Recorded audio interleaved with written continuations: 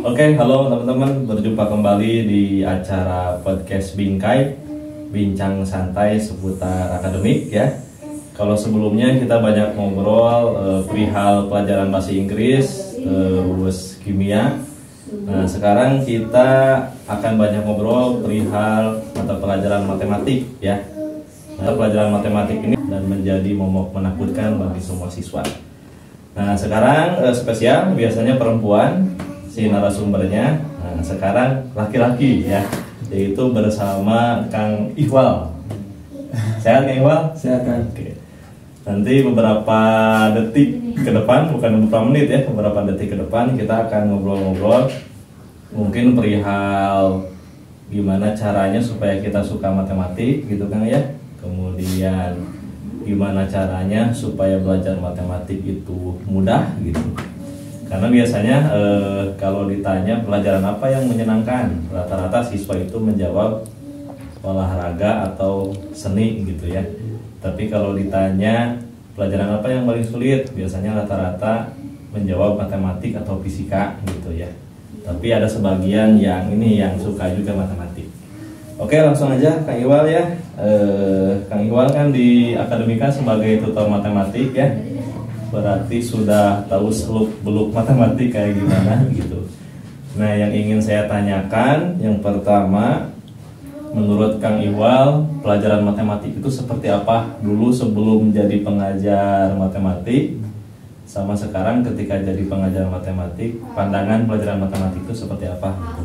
Pandangan tentang matematiknya Ya. Kalau pandangan tentang matematik dari saya sendiri, dari yang sebelum kalau dari yang sebelumnya itu awalnya nggak ada hal yang disuka gitu awalnya dari matematika gitu. Nah, mungkin setelah berjalannya waktu, karena dari ibu juga waktu kecil suka ngajarin gitu, yang turun langsung ngajarin itu awalnya ibu gitu. Oh iya, dari TK, SD.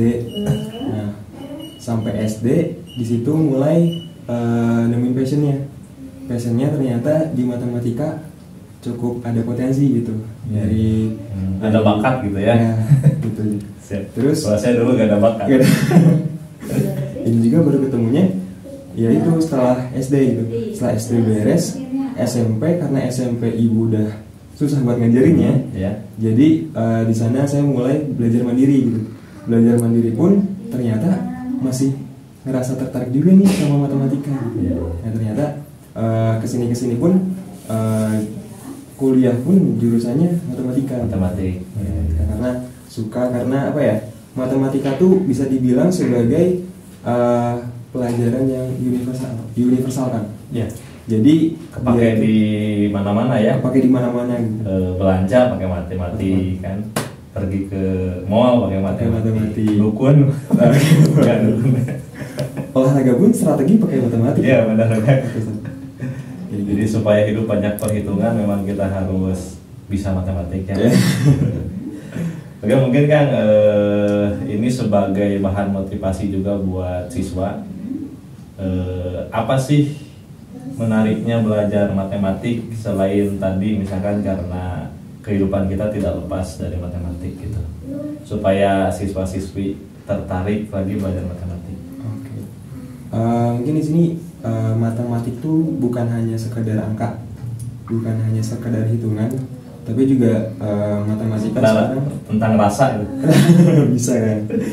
Tapi matematika semakin berkembangnya zaman, semakin majunya zaman, banyak sekali penemuan seperti halnya jadi kita tuh bisa dipermudah dengan adanya seperti halnya contohnya pemrograman gitu, itu juga dari matematika. Iya, betul. Jadi banyak inovasi juga sih kan kesini. Iya. Aritmatika ya namanya ya. Iya. Oke, siap.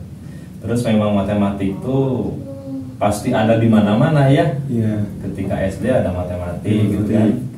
Kemudian ketika setiap tes, mau itu tes SMPT gitu ya, tes kedinasan, CPNS, itu pasti ada matematik gitu kan ya. Makanya benar-benar harus tertarik belajar matematik. Oke kan, terima kasih ya sudah kebayang gitu. Oke, Kang Iqbal, untuk pertanyaan selanjutnya yang ingin saya tanyakan, gimana caranya supaya kita menyukai matematik, atau gimana caranya agar setiap siswa itu suka matematik gitu ya? Karena tidak sedikit yang nggak suka matematik gitu ya, bahkan ada yang suka stres sama matematik karena banyak hitungnya. Ya, itu karena emang tidak ada bakat atau sudah menyerah duluan. Jadi gimana caranya supaya kita suka matematik gitu ya? Kan Kang Iqbal menyukai kan matematik ya. Nah, bisa berbagi gimana caranya supaya suka matematik? Oke, kalau bicara tentang suka itu balik lagi. Jadi faktor yang sangat mendukungnya itu adalah faktor internal. Faktor internal yang ada di diri sendiri gitu.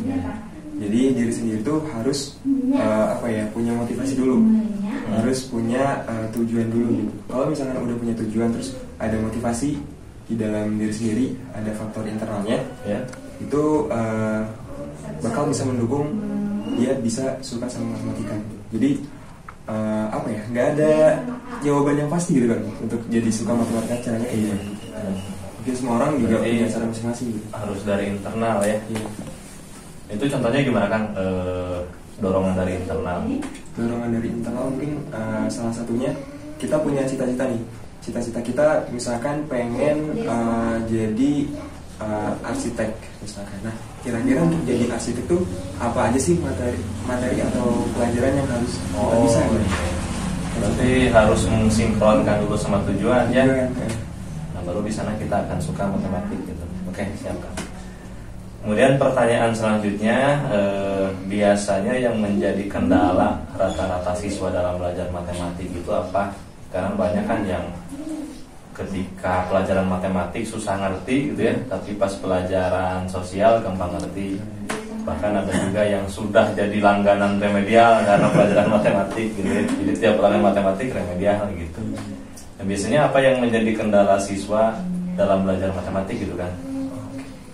Mungkin faktor utamanya itu karena tadi suka itu faktor utama yang sangat mempengaruhi itu dari diri sendiri. Terus faktor yang menjadi kendala pun menurut saya pribadi itu dari diri sendiri. Mungkin di awalnya mereka yang nganggap susah matematika tuh karena udah punya mindset susah sama matematika gitu. Terus juga faktor lain mungkin contohnya kayak matematika kan nggak cuma hanya hitungan gitu.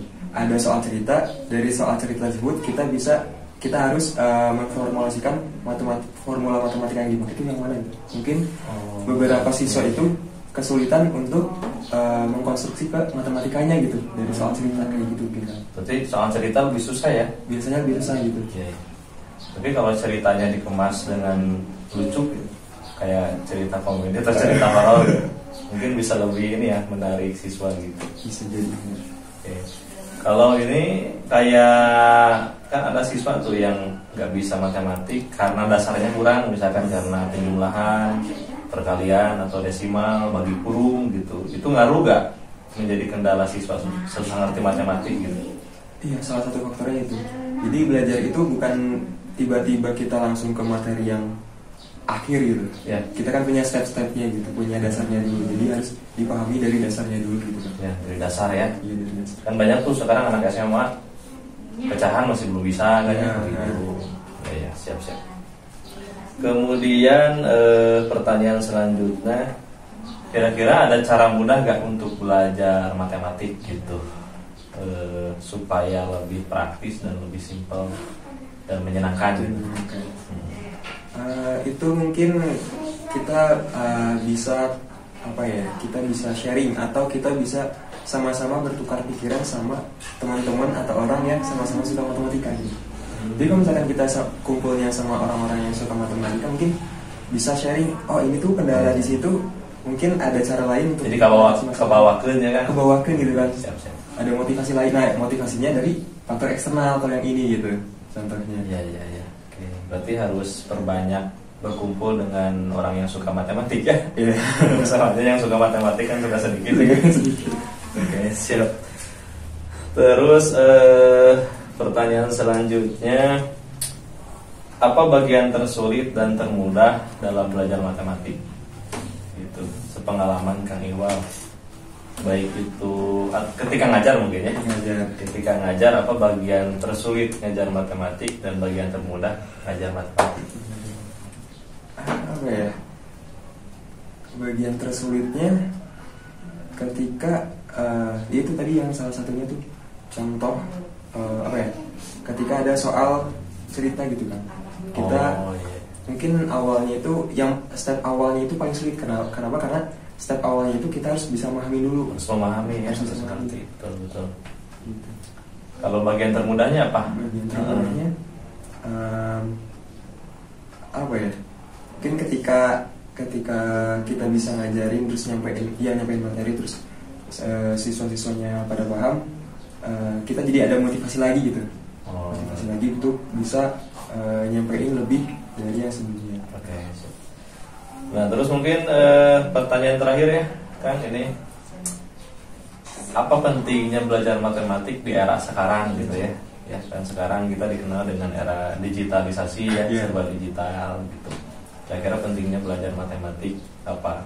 Atau misalkan di aspek kehidupan lu pentingnya apa gitu? Dan saya sempat tuh lihat pesulap yang dasarnya matematik, si Josandi ya.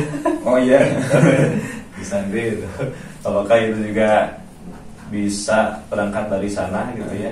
Hikmahnya belajar matematik gimana Kang? Ya salah satunya ya tadi gitu. Kita belajar matematika tuh jangan hanya terpaku pada rumus itu kan. Jadi kita juga harus bisa menyesuaikan. Oh ternyata rumus matematika ini tuh konsepnya di kehidupan nyata itu seperti ini gitu. Terus juga sekarang kan banyak apa ya prospek kerja terkhusus di jurusan matematika tuh sebagai programmer. Terus sekarang lagi booming juga apa ya pekerjaan sebagai data analis, data scientist itu juga kan harus punya basic matematika gitu. Oh ya siap. Berarti sekarang emang benar-benar ini ya kepake gitu ya di era digitalisasi gitu. Dan yang pasti sih setiap kehidupan pasti nggak akan lepas dari matematik, termasuk hutang berhutang. Terus tuh kalau kita mau nyalip mobil nih harus dihitung dulu kan biar gak kecelakaan. Itu mah fisika ya. Itu mah teori. Oke ya. Itu mungkin kan yang saya tanyakan ke Kang Iqbal ya. Mudah-mudahan bisa dipahami dan menjadi inspirasi bagi siswa-siswi supaya lebih senang lagi belajar matematik, supaya lebih semangat lagi belajar matematik gitu. Karena semua ilmu itu awalnya dari matematik, mungkinnya hampir. Kalau semua sih enggak ya. Hampir semua itu awalnya dari matematik. Kayak ekonomi kan awalnya matematik ya, fisika awalnya dari matematik. Nah mungkin terakhir, apa pesan dari Kak Iqbal kepada siswa-siswi seluruh Indonesia tentang belajar matematik gitu? Pesannya apa supaya semangat gitu? Silakan Kak. Oke, mungkin buat teman-teman siswa-siswi yang ada di Indonesia yang nonton channel YouTube ini, mungkin motivasi dari saya pribadi, teman-teman ketika teman-teman sudah suka sama matematika, ketika teman-teman sudah punya passion di matematika, terus juga emang teman-teman tuh punya tujuan cita-citanya tuh linear sama matematika, teman-teman terus semangat gitu. Karena apa ya? Karena untuk sekarang pun, untuk di era sekarang pun matematika tuh sangat kepake gitu. Contohnya kayak tadi saya jelaskan beberapa prospek kerjanya gitu. Oke, terima kasih Kang Iqbal ya atas inspirasinya. Oke, baik teman-teman, untuk agenda sharing kali ini mungkin sampai di sini ya. Mudah-mudahan bisa makin semangat lagi belajar matematik. Nantikan video podcast kita selanjutnya ya, karena akan banyak narasumber yang kita undang seputar akademik ini, dan tentunya ini sangat bermanfaat bagi kehidupan kita. Terima kasih atas perhatiannya. Akademika Education, cerdas berprestasi. Sampai berjumpa lagi. I know is not